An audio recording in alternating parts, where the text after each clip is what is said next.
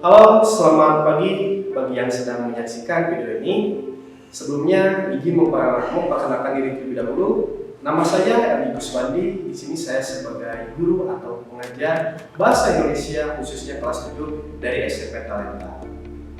Di sini saya akan menyampaikan materi mengenai teks surat, khususnya mengenai KD 3.12 yaitu menelaah unsur-unsur dan kebahasaan dari surat pribadi dan surat dinas yang dibaca maupun yang didengar. Dan KD 4.13 menulis surat pribadi dan surat dinas untuk keperluan resmi dengan memperhatikan struktur kebahasaan dan isi. Baik, biar tidak berlama-lama, mari kita simak ulasan video berikut ini. Halo, selamat pagi anak-anak. Terima kasih kalian masih setia menyaksikan pembahasan video ini. Nah, di sini saya akan coba untuk menjelaskan atau mempresentasikan materi mengenai teks surat. Nah, untuk temanya yaitu masih sama dengan materi sebelumnya ya, yaitu tentang berkorespondensi dengan surat pribadi dan surat dinas. Nah, mungkin di sini kalian bertanya-tanya, apa sih itu berkorespondensi? Nah, berkorespondensi artinya tentang atau perihal surat menyurat ya. Jadi ketika kalian mendengar kata berkorespondensi, nah tentu saja itu berkaitan dengan surat menyurat ya. Baik, langsung saja ke pembahasan materinya. Nah, sebelumnya ini ada kompetensi dasar dan indikator pencapaian kompetensi. Mungkin kalian bisa lihat ya, ini untuk indikator dan kompetensi dasar atau KD-nya ya. Di sini kalian bisa baca sendiri. Kemudian di sini ada tujuan pembelajarannya, bisa kalian simak, bisa kalian perhatikan juga ya. Ini untuk tujuan pembelajaran mengenai teks surat ini ya, bisa kalian lihat untuk pemaparan dari tujuannya kayak gitu. Lalu, nah di sini langsung saja ya kepada pembahasan mengenai materinya. Nah di sini yang pertama yang akan saya bahas yaitu tentang struktur dan unsur kebahasaan dari surat pribadi. Untuk struktur dan unsur surat pribadi di sini ada beberapa poin ya. Yang pertama itu A, ada keplas surat. Nah, di dalam keplas surat itu ada poinnya lagi. Yang pertama ada alamat dan tanggal surat. Kemudian yang kedua ada salam pembuka. Yang ketiga ada kalimat pembuka. Kemudian poin yang B itu ada isi ya. Poin yang C itu ada penutup, yang di dalamnya ada penutup surat, ada salam akhir, dan ada nama juga tanda tangan.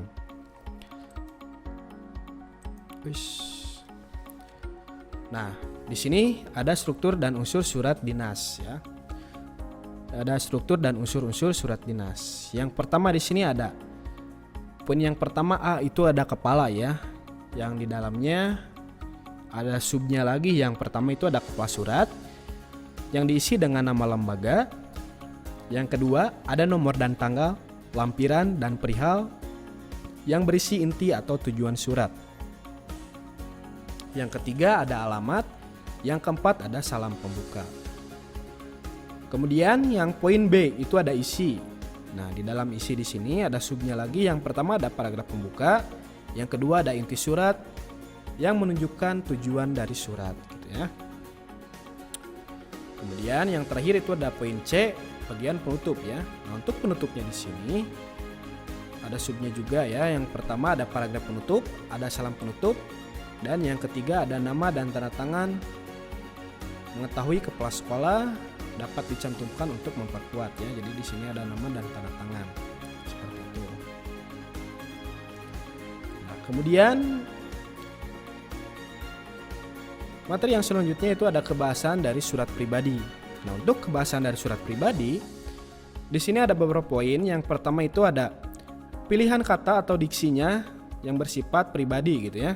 Pilihan kata sapaan yang bersifat pribadi. Kemudian yang kedua, bahasa surat pribadi tidak formal, akan tetapi santun ya. Yang ketiga, pilihan ragam bahasa tergantung siapa penerima surat, menggunakan kata sapaan seperti orang yang sedang bercakap gitu ya, atau yang sedang berdialog. Kemudian yang keempat, menggunakan kata ganti orang pertama untuk pengirim dan kata ganti orang kedua untuk penerima.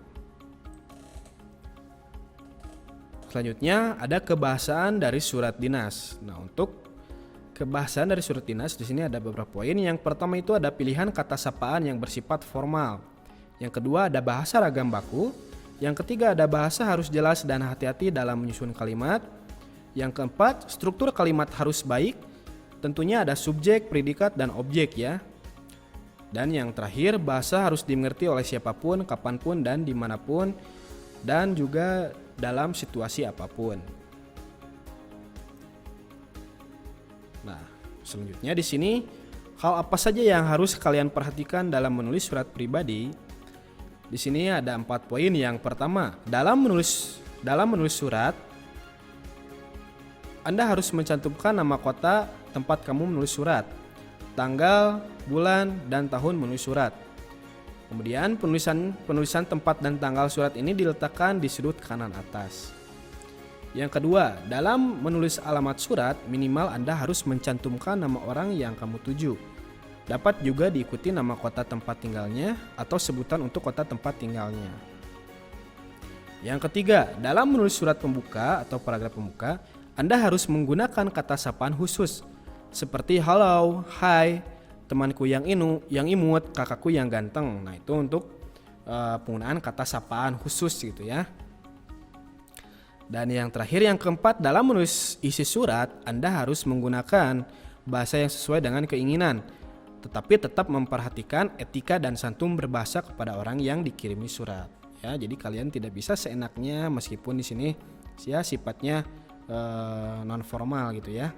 Tapi harus memerhatikan etika gitu ya, adab juga, dan menggunakan bahasa yang santun kepada orang yang dikirimi surat. Nah, selanjutnya di sini hal yang harus diperhatikan dalam menulis surat dinas. Nah, apa saja hal yang harus diperhatikan dalam menulis surat dinas? Di sini ada beberapa poin ya.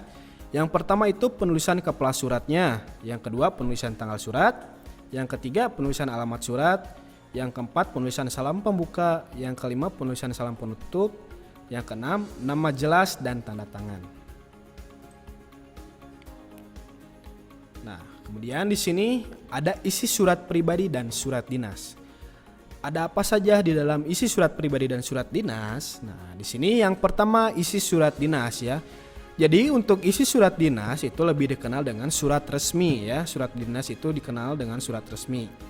Nah, isinya ialah kepala surat, nomor, tanggal, alamat, salam pembuka, isi surat, nama jelas, dan tanda tangan. Nah, ini untuk isi di dalam surat dinas ya. Kemudian isi di dalam surat pribadi diantaranya ada alamat dan tanggal surat, ada salam pembuka, ada kalimat pembuka, isi, salam akhir, nama, dan juga ada tanda tangan ya. Nah, itulah untuk isi surat pribadi dan surat dinas.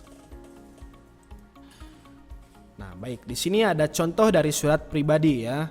Bisa kalian lihat, bisa kalian simak juga ya, bisa kalian perhatikan di sini. Ini untuk contoh surat pribadi. Nah, beserta di sini ditentukan juga struktur atau unsurnya ya. Di sini ada alamat dan tanggal surat. Kemudian ada salam pembuka juga. Ada kalimat pembuka dan ada isi suratnya juga gitu ya di sini. Kemudian di sini ada bagian penutup, ada salam akhir, dan ada juga nama ya. Dan bisa disertakan juga dengan tanda tangan. Nah, ini untuk contoh dari surat pribadi. Nah, kemudian di sini ada contoh dari surat dinas. Nah, untuk contoh surat dinas di sini sama seperti sebelumnya ya, di sini sudah disertakan juga beserta unsur atau strukturnya ya. Yang pertama di sini ada kepala surat. Nah, ini bagian kepala surat ya, yang diisi dengan nama lembaga. Nah, ini contohnya. Kemudian di sini ada nomor dan tanggal jumlah lampiran berisi inti atau tujuan surat ya. Nah, ini ya. Kemudian ada alamatnya, ada salam pembuka, dan di sini juga ada paragraf pembukanya ya, ada paragraf pembuka. Kemudian ada bagian intinya juga di sini ya. Nah, setelah itu ada paragraf atau bagian paragraf penutupnya. Nah, yang terakhir di sini ada salam penutup dan disertakan juga di sini mengenai tanda tangan gitu ya, mengetahui kepala sekolah dapat dicantumkan untuk memperkuat nama dan tanda tangan pengirim. Nah, seperti ini ya contohnya ya. Nah, inilah keseluruhan dari isi surat dinas ya. Bisa kalian lihat, bisa kalian perhatikan juga di sini. Yang mana dari contoh di sini sudah disertakan juga beserta struktur atau unsurnya ya. Kayak gini. Inilah untuk contoh surat dinas. Ya, demikian video yang dapat saya sampaikan dan saya jelaskan. Semoga dari tayangan video tersebut bisa bermanfaat dan bisa menambah wawasan pengetahuan kalian.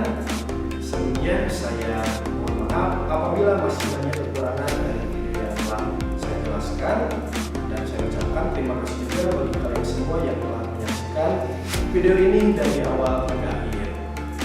Sekali lagi saya ucapkan terima kasih dan sampai jumpa lagi di video berikutnya.